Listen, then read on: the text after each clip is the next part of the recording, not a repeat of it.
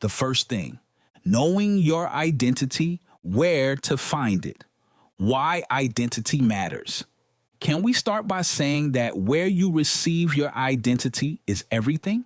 Lack of identity quickly breeds a lack of confidence, clarity of being a man, and various issues that affect growth for boys and men, and this also pulls young boys and adult men into sexual deviance. A lot of the things we conspire to do and eventually do come from not knowing our identity. We don't know who we are. We lack understanding of who we are. We think we know who we are, but don't know who we are. Who are you? Who are you? That question sounds simple, but not many men can answer it correctly. Why? Because people allow things, people, places, and titles to identify who they are. So let me ask you again, who are you? Not what is your title, but who are you? Your identity influences every part of your life, your decisions, relationships, and sense of purpose, and also influences the type of women you attract and how that attraction affects your life. Yet many men struggle with this question because they have been taught to define themselves by external factors. Men tend to allow others to define who they are. Many men define themselves by what they do, others by where they live, and some by how much money a man must make and how many women they have conquered. But the real problem comes when those things change. They feel lost.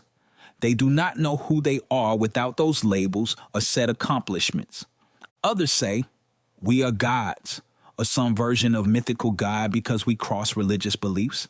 Many of us learn religion or philosophy, and we add the one true living God from the Bible into the mix when we say, I'm these things because I'm made in the image of God.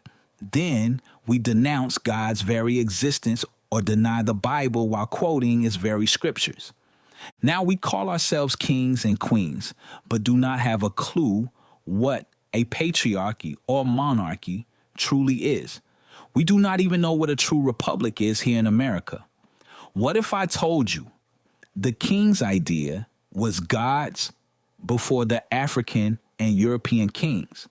So let me explain. There would be a royal family, a kingdom, and its subjects in an earthly kingdom. The subjects are the people within the kingdom who submit to the king or queen's rule and reign. However, the Bible is about a king, a kingdom, and the king's royal family, who are little kings who subject themselves to the rule of the king. The royal family, kings and queens, with the small k and q, receive salvation through Jesus Christ and are reconciled to God. These are those whom he calls his children. As explained in 1 John 3:1, see what kind of love the Father has given to us, that we should be called children of God. Or how about, but to all who did receive him, who believed in his name, he gave the right to become children of God. John 1:12. Once you receive the gift of salvation, be restored as a child of God, and enter the royal family, you are not a subject, but a king or a queen. Jesus says it this way.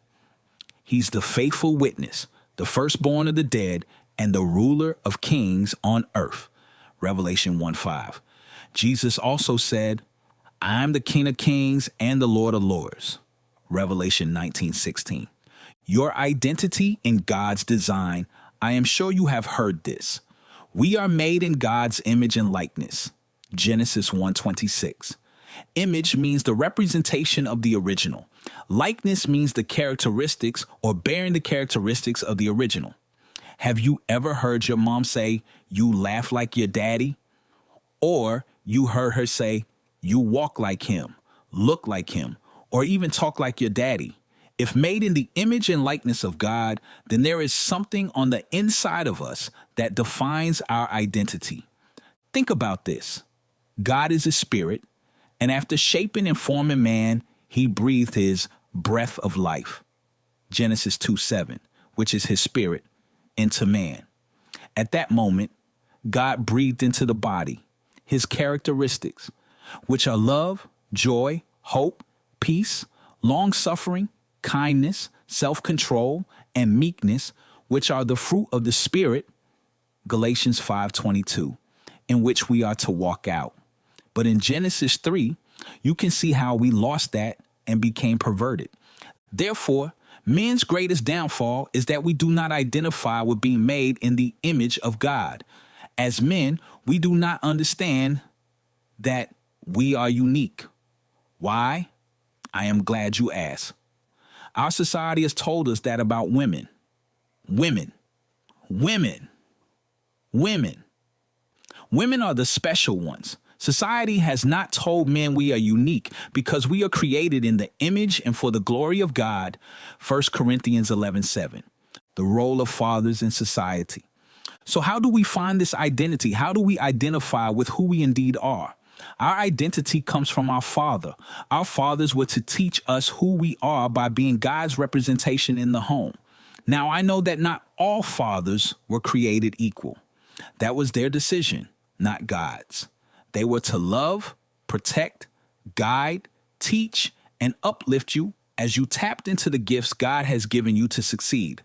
However, some young men did not have their fathers there. Others wish they were not there because of the abuse and mistreatment they went through. Our earthly father was to show us who God was through him and lead us back to God to find our identity through God. Therefore, a man's identity is often shaped by the absence of a man who could affirm who they are. Without proper guidance, these men believe lies from society about what it means to be a man. Through television, music, and social media, society tells us that our worth is our success, physical strength, or the number of women we attract. But these lies only lead to frustration and emptiness. If this is your story, know that you are not alone. God offers to be the father you may have never had. Want to hear the rest of this chapter? Don't stop here. Take the next step in your transformation. Get the full audiobook, eBook, and interactive workbook today. Click the link below to unlock the complete experience.